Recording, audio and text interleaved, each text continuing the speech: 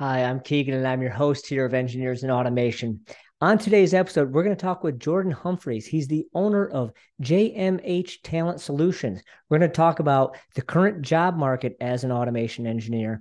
We're going to talk a little bit about using a recruiter. We're going to also talk about how he built his business, as well as the work-life balance as a business owner. Now let's go talk automation.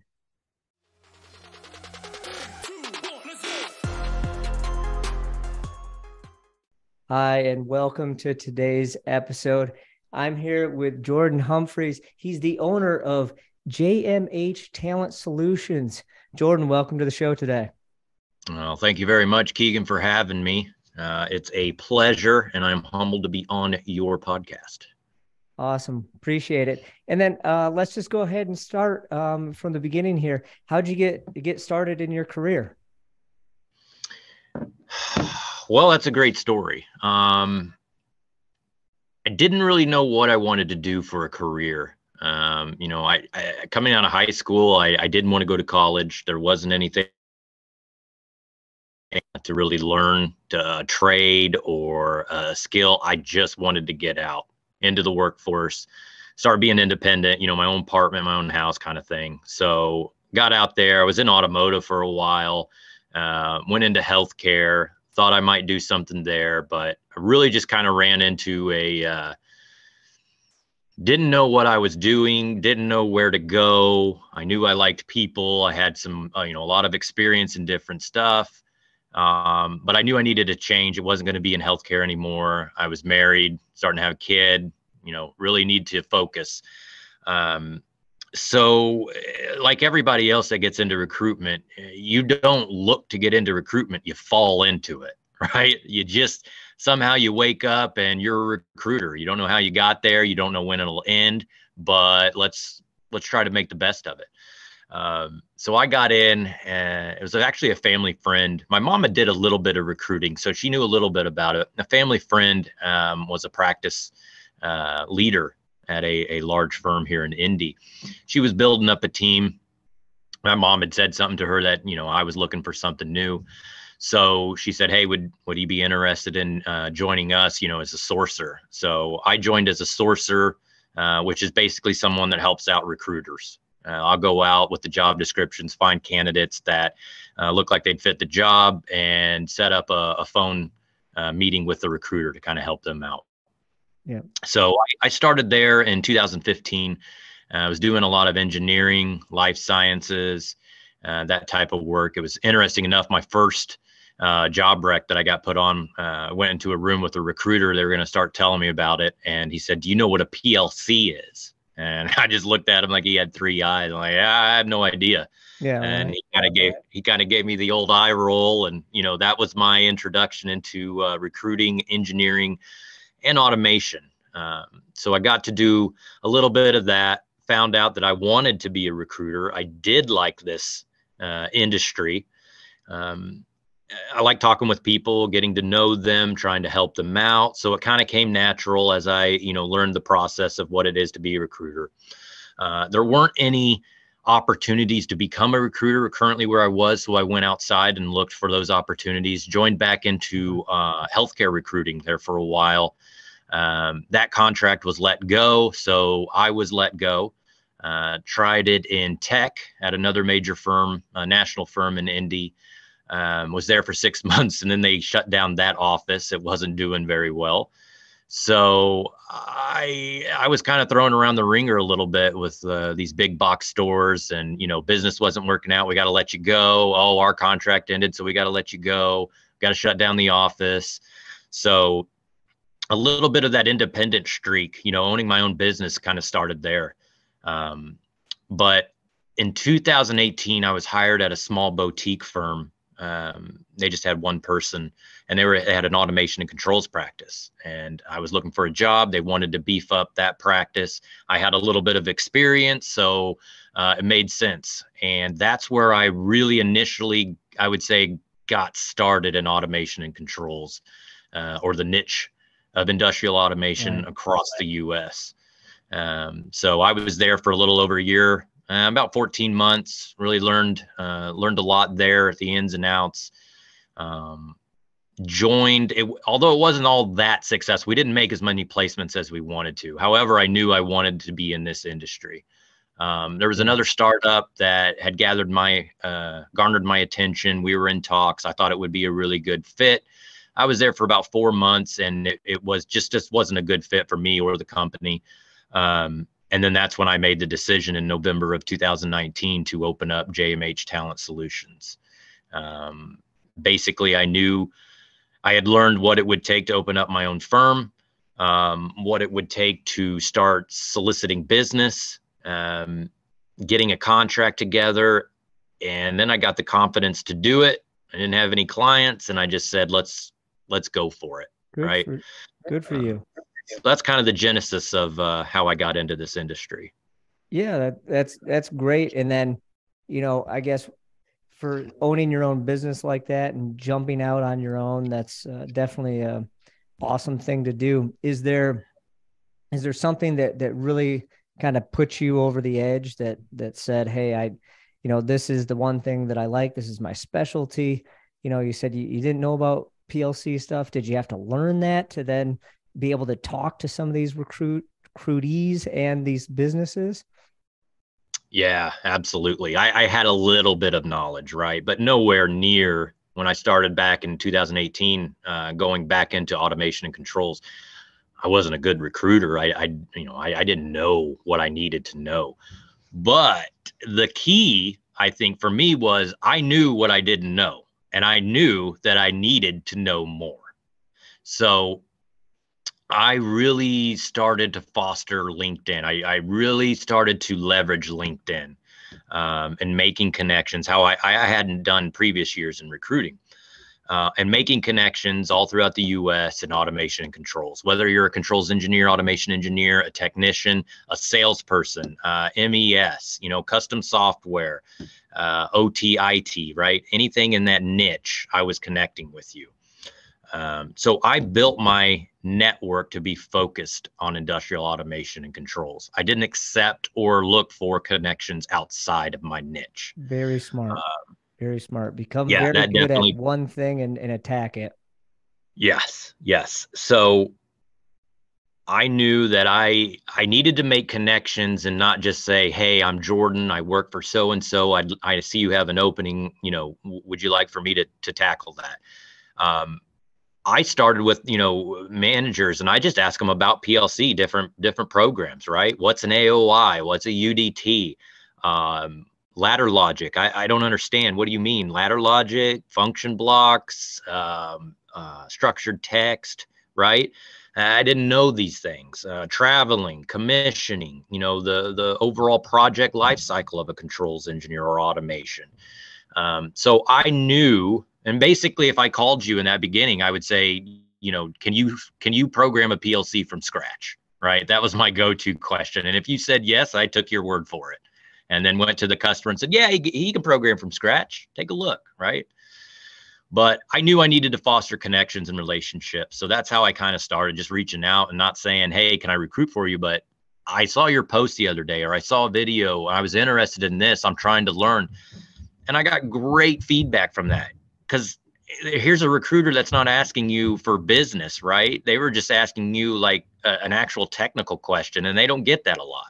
Yeah. So that opened up a whole new world for me to try and learn. And of course, if I was interviewing any controls or automation people, I'd ask them too.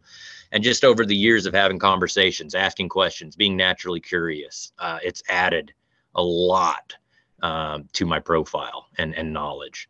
Not, I'm still a recruiter. I'm not an engineer. So if you opened up, Rockwell RS Logix 5000 and said, here, start a program with ladder logic, I'd, I know what ladder logic is, but I can't write you a program. Yeah, me neither. And that kind of leads into my next question, and I don't know if you answered it already, but were you able to, build business by having the clients and individual engineers reach out to you, or it sounds like you actually kind of just went out and reached out to them? So that's definitely a good and different strategy. Yeah, definitely. Reaching out and just asking them questions. Most of what I did, especially at the beginning. So, excuse me, when I started with the boutique firm in Indy in 2018, I was just the recruiter. My manager was the account manager, if you will, right? So he did all of the outreach to clients, would talk to them, business, what's the deal, the percentage and all that, right? So I wasn't necessarily soliciting business. And I think that helped, right? When I connected with integration owners, managers, CEOs sometimes, and I would ask those questions, it would open up a dialogue. And through that dialogue, I would just keep being curious and asking them. And then they would come around and be like, you know what, Jordan, you're kind of different from other people and other recruiters. I really appreciate that. And actually, we've got an opening coming up. I'd like to use you, right? So No, then that's people were great. coming to me and asking me, and yeah, of course, let's do it. But not to say that I haven't done a typical, cold calls, typical business outreach. I've done that too. If you're good at that, that's an effective way to get business as well.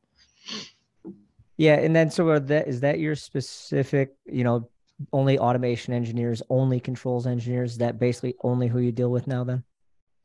No, so I've gone into, OT, IT was part of the convergence, a few years ago. And now, we call technically anything OT, operational technology, is anything in that manufacturing or plant floor that is technology, right? And it helps you operate. So PLCs are OT.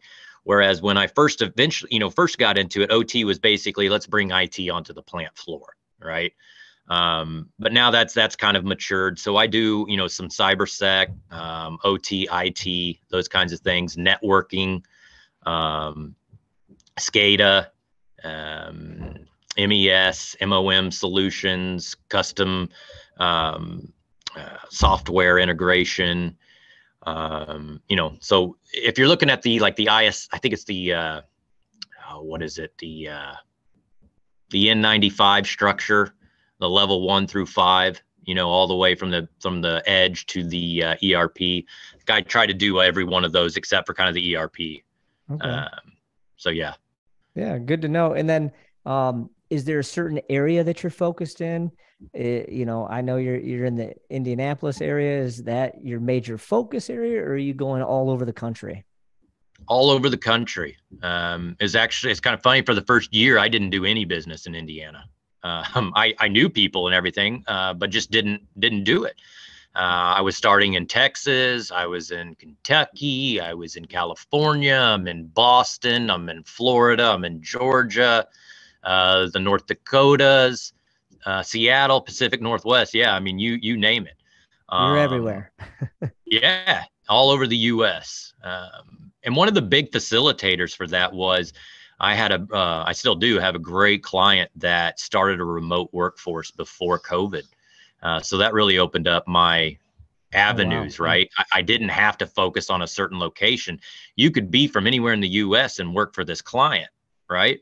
So that really helped me to get connections in different areas where I didn't necessarily have business, but could make it. And now I've kind of planted those seeds and have started to sprout business in those areas as well.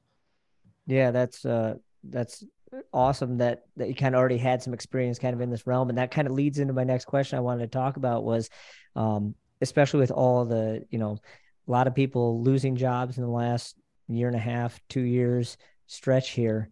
Have you seen an influx of, engineers looking for new places to work? And, with that remote option, that's now so readily available through all these different companies. Have you seen some, an influx, I guess, in your recruiting?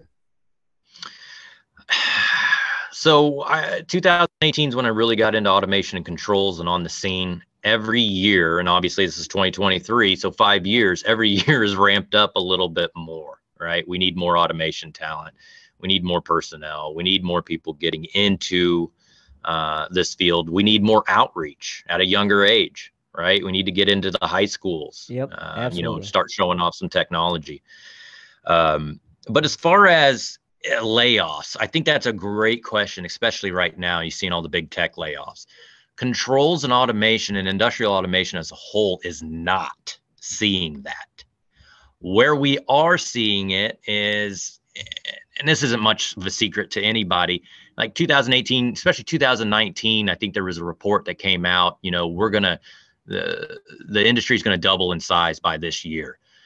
So the last several years, we've had tons of money poured in, new startups. Let's prove a new concept with robotics or AI, machine learning, whatever it is. Tons of money have come in. And when it comes in, they're looking for growth, right? I gave you this money to start a company. You've got 5 people. And by this time next year, I want to see 20 people here or 50 people, right? I want to see growth. I want to see more clients. But now with the economy, the recession that we have been in, everything, the money at the top has switched from growth to profit. I want to see that you're making a profit now because we're having to tighten our belts. So that's why you've seen a lot of people, Microsoft, Google, they've laid off. A lot of they overhired, right? And then just found out, we don't need this many people. We've got to tighten our belts a little bit. But industrial automation, I've seen it in some of these startups, some really custom stuff, language, or not languages, but custom automation and software, robotics, trying to prove out some concepts, if you will. And they haven't been able to, and they've shut down, right? There's been some others. Where's another? I think it was an EV company that was starting to let off people. There was a new startup I saw in Austin that was letting people go. So you're seeing some of those startups that were hard to really turn a profit. They're like, yeah, we just don't have any more money to give you. And some of those have been laid off. But as industrial automation as a whole, especially controls, automation, engineers, no. We're not laying those off. Even at end users, system integrators, we're still looking to hire. Right. So for the future, for the foreseeable future, short term, it's kind of layoff proof, right? There's so much demand. There's so much money in here. It's being spent, and robot sales last year and even the year and a half have been crazy. And now you're going to start to see, where's all the implementation people to put this in, right? I bought the robot. I need somebody to come in here and install it, run it through its programs, dump the program in it. But where are they? That's a great point. And, I've seen it through my business as well. Just finding people is extremely difficult right now. But I do want to ask you though, as a, kind of one-man show, how many, normally people do you have, clients, how many are you working with currently? You can't obviously have all, I would assume, you have to, kind of limit your clientele and limit the engineers. So how many currently do you usually work with? Great question. And, starting out my business, and I didn't have any clients and not a lot of money. It's like, hey, I need clients. I need them now. And going out and finding as many as you can, right? Just, if you're going to be a client, I'll work with you. Let's make some money. Let's make placements. I got a business here to start, right? So I was going after a lot, as far as business development, whether it be cold calls, whether it be LinkedIn, right? Trying to get that. And I would say, I'm a little over 3 years now. I would say, and this is off the top of my head, I'd have to look, probably around 20 to 23 overall clients. And now that's in a bucket of their clients. They've used me once before, but haven't come back yet. Maybe they will in the future. And clients that are returning, that I do maybe 3 to 5 placements a year. Right. Great. So some clients I have one, they just needed one. They only needed one, and they might not need another one for a couple of years. Hopefully, if you placed them with a good person, they don't need anybody to replace them, right? Yeah, that too, right? But one thing I did kind of to jump off that, Keegan, is the 80-20 principle. I've heard it in different ways, but I saw a post. I want to say it was in the late third quarter, early fourth quarter of last year. And it was the 80-20 principle of clients, right? 80% of your work and business is going to come from 20% of your clients. And this guy was saying, I think he worked for Salesforce, but he was in the beginning going out client after client, just signing them up. And then before he knew it, he had all these clients, and they weren't vetted. You didn't know if they were good. You didn't know if they were going to, have a lot of headaches. And before he knew it, he was just putting out fire after fire and not doing a lot of business. So he went and looked at the top 20% of his clients, right, that were spending money, that were good clients. You could help them out. And he just focused on them, right? And then you're able to go deeper with your 80% when you focus on that 20% of clients. Yep. So I have been trying to integrate that into my business, right? I am a one-man band. I opened up my shop so that I would be able to support my family. That was my number one reason. It wasn't to get seed money, grow the business in 10 years, have an exit strategy 10 years down and become a multimillionaire, to build a business like that. It just isn't. Yeah. Maybe it'll morph into that in the future. I don't know. But right now I opened this so that I could feed my family and do well, help the automation industry and my clients. So far, I've been able to do that and it's worked out great, but I am trying to integrate more of that, maybe 4 to 5 clients, 6, and I go deep with them, right? I'm able to anticipate needs. I'm able to move into other positions of help, not just automation or controls. I know your company inside and out. I can really recruit people when I know you inside and out. I can really pitch it a lot better. So as I said, I've tried to integrate that and started to have some pretty good success with it. But that's where I would like to move it. That 4 to 6 clients, I know them real well and I keep doing repeat business with them. And just keep crushing it. Yeah. Yep. That would be the goal. That's a great strategy. And yeah, 80/20, it's a great book. I've read it last year, I think is what it was, or the year before. But I guess one of the other questions I always love to ask people, there's a reason you're in this industry. What are some of the likes that you do like about the recruiting and this whole side of the industrial automation industry? Yeah. So like I said, with recruiting, it's kind of natural just in the way that I like to talk with people, have conversations, get to know them, develop a relationship. Recruiting was a fit for me, but I was bouncing around a lot, as I said. And then when I came back to automation and controls in 2018, it was just the right time. Automation and controls was blowing up, still is. And it's kind of like the wild, wild west. There's a lot of money. There's a lot of new companies. There's a lot of new ideas. We're building the infrastructure for this industry and for it to come. Technology isn't going anywhere, right? So we've got a lot of factories. We've got a lot of plants that have produced a lot of goods for a long time. But some of that has gone overseas, and what has remained here hasn't really been updated by technology. You can still see the old software and hardware in these plants, running Slick 500s, PLC 5s, old Modicon stuff. And it's really interesting to go in there and say, hey, you're producing this, but you're not getting all the juice. You're not squeezing all the juice out of the orange, so to speak. And through technology, you can improve your processes to where we can eliminate and waste. And at the end of the day, you're getting more juice squeezed out of that orange, right? And we're leveraging technology so you can make more money. And that's just a big boom right now. It's a boom town, industrial automation. So everything's going on at once. Everybody's trying to figure out their niche, how they can, make their impact felt in this industry. So it's new, it's exciting.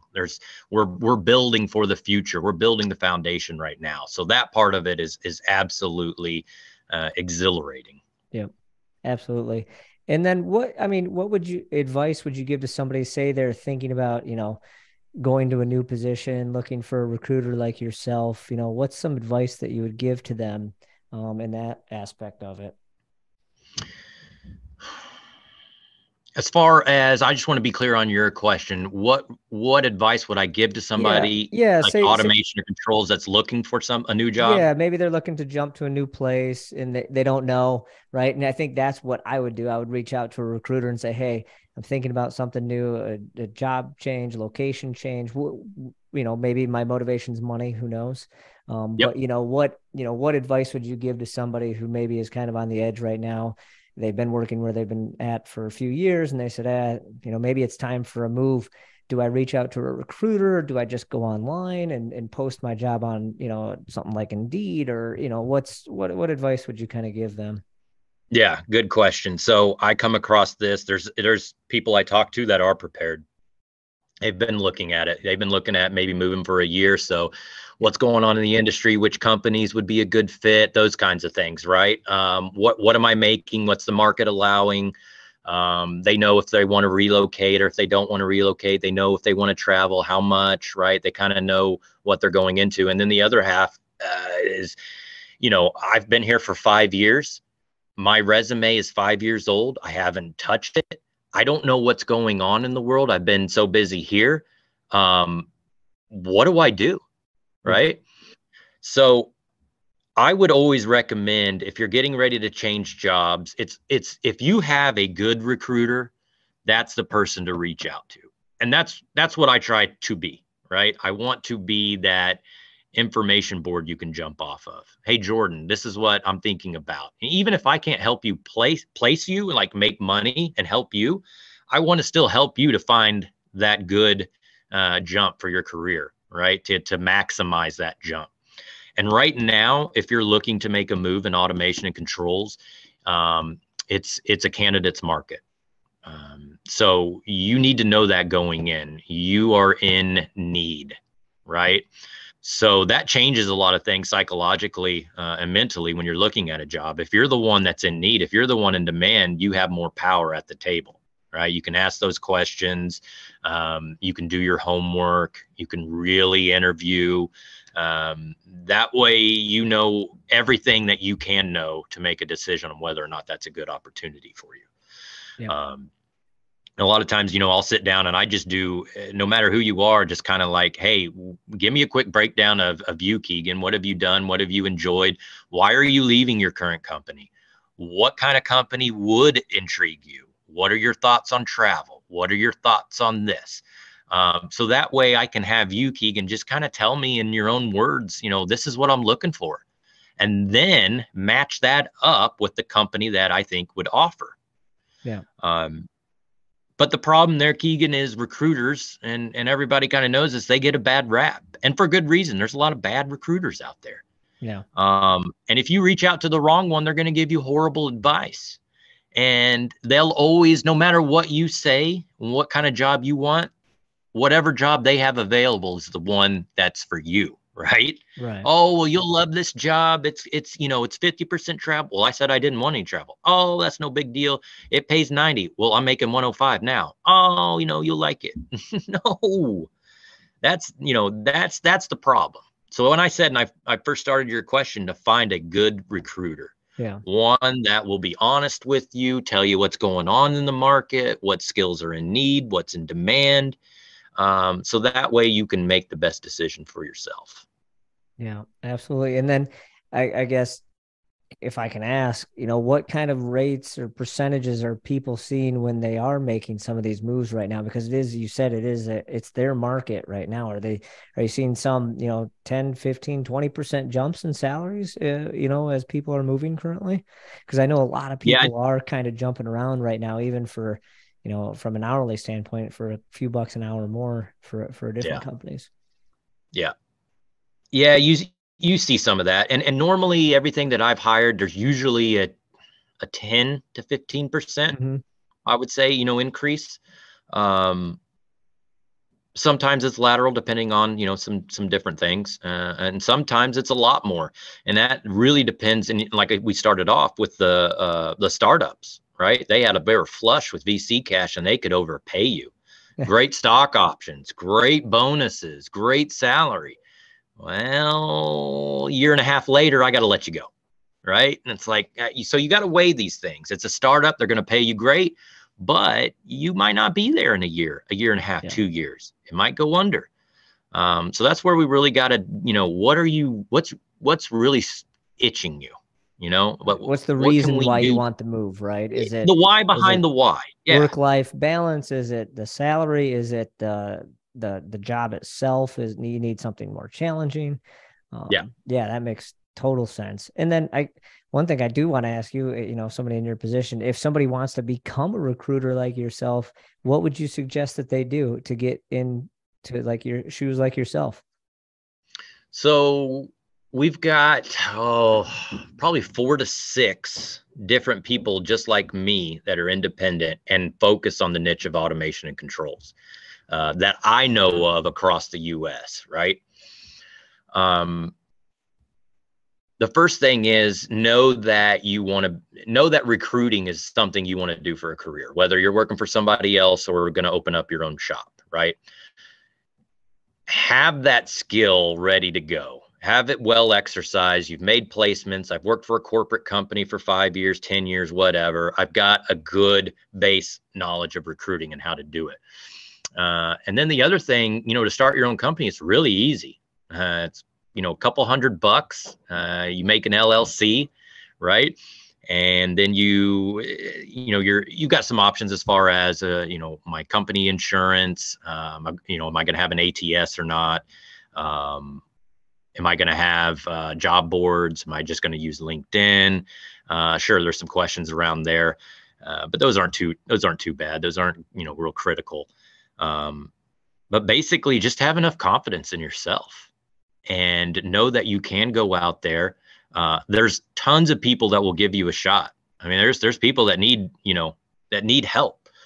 You can get people to say yes, get people to sign your contract. You just got to go out and find the talent for them, and then they'll pay you. Yep. So opening my own business and the experience that I've had, I would definitely tell everybody, try it out. Right. Even if it's a side gig, opening up your own business, just be an entrepreneur. See if it's for you. A lot of people, oh, well, I don't want to do it. That's fine. You tried, you learned. But there's other people that, and maybe they never tried it.